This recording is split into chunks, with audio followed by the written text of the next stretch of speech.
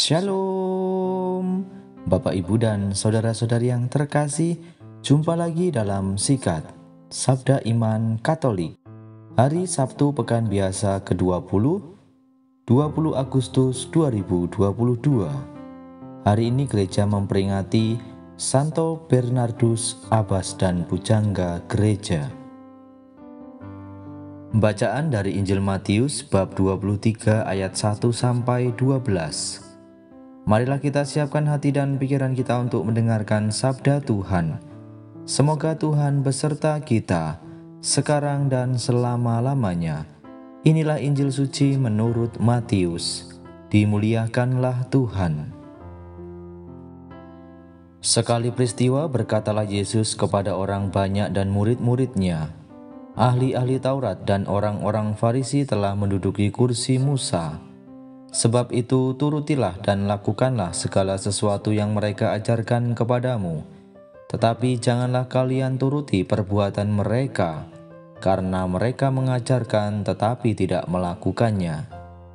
Mereka mengikat beban-beban berat, lalu meletakkannya di atas bahu orang, tetapi mereka sendiri tidak mau menyentuhnya.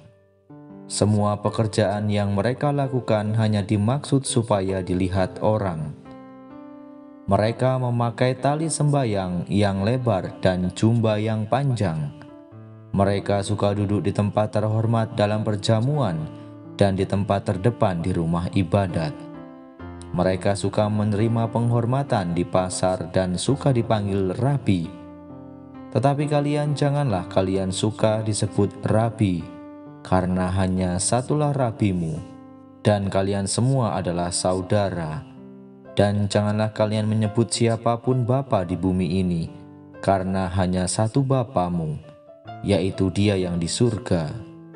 Janganlah pula kalian disebut pemimpin, karena hanya satu pemimpinmu, yaitu Kristus. Siapapun yang terbesar di antaramu, hendaklah ia menjadi pelayanmu.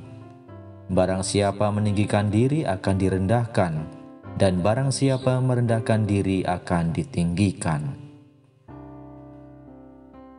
Demikianlah sabda Tuhan. Terpujilah Kristus. Bapak, Ibu, dan saudara-saudari yang terkasih, renungan hari ini akan dibawakan oleh Ibu Teresia Sri Wahyuni dari Paroki Santo Andreas Tidar, Malang. Selamat mendengarkan.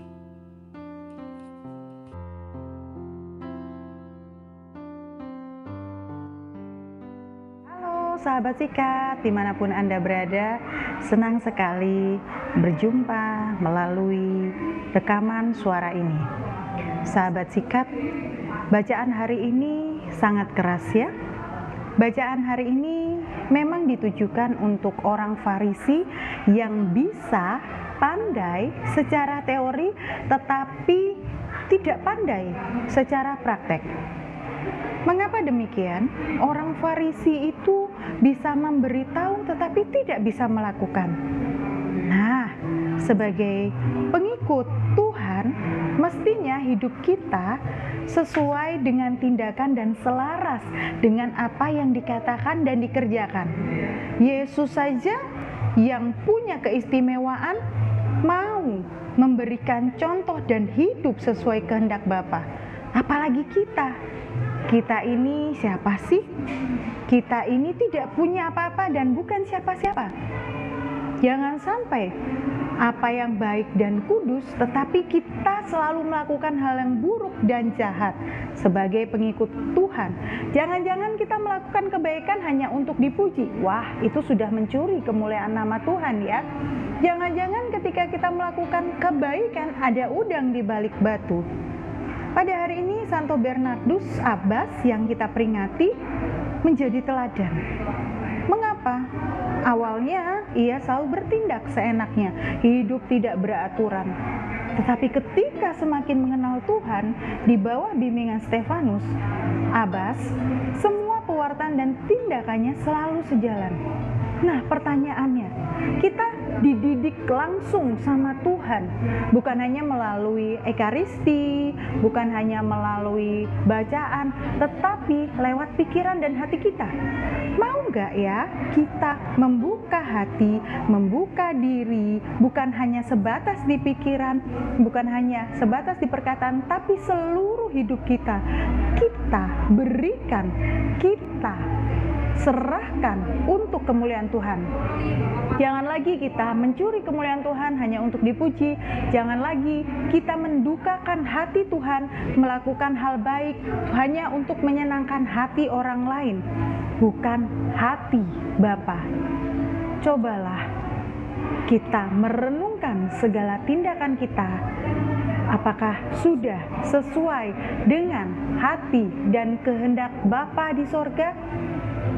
Mau kita profesinya sebagai apapun, mari kita serahkan semuanya untuk kemuliaan Allah Bapa, bukan mencuri kemuliaan Bapa.